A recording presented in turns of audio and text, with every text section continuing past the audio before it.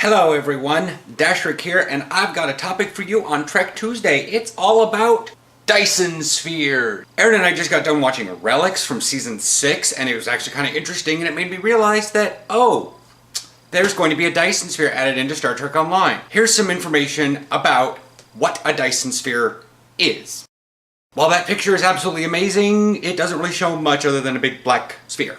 What a Dyson Sphere is a completely enclosed structure around a star.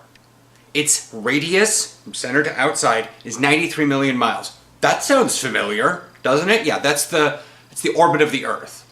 So you have, in the habitable zone of a star, the surface of a habitable surface within the habitable zone. And you are basically pulling in all of the radiant energy of that star. Because the Earth gets just a fraction of what actually comes from that. Because, we're so tiny, so far away that, we're only getting the equivalent energy of a pinprick on its surface of our own star.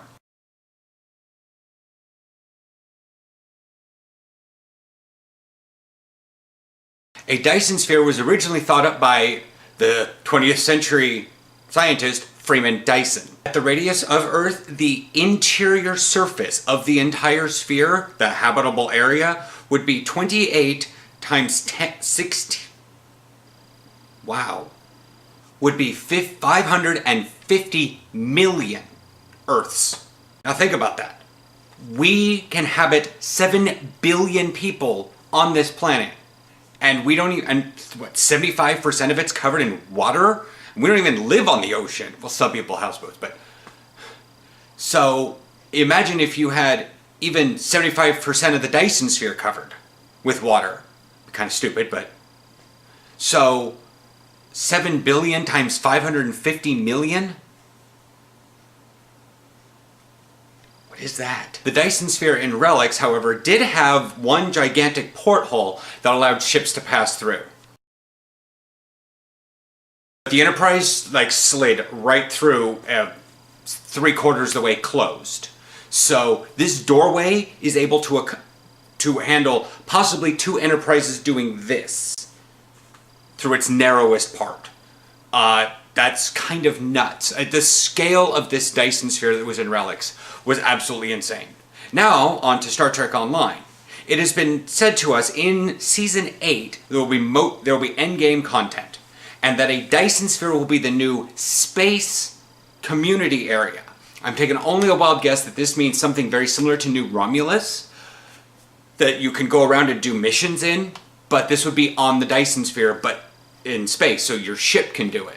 Because there's a lot of ground community areas. I do not know if this Dyson Sphere is going to involve the Vorn from Voyager. They're the ones, if you've watched it, that Janeway went to the holodeck and basically de-evolved them in the holodeck, and it wound up being a Pachycephalosaurus.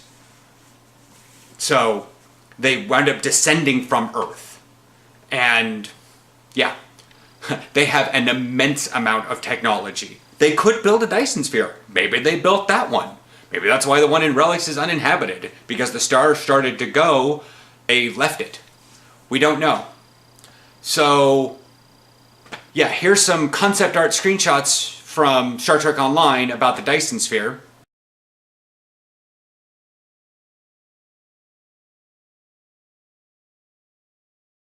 Yeah, that's pretty much that. I will give much more information about this for Star Trek Online once it gets released.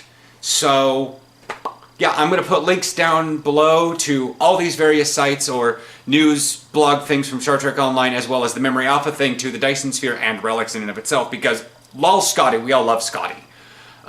Anyways, I will catch y'all's next week for Trek Tuesday, and bye!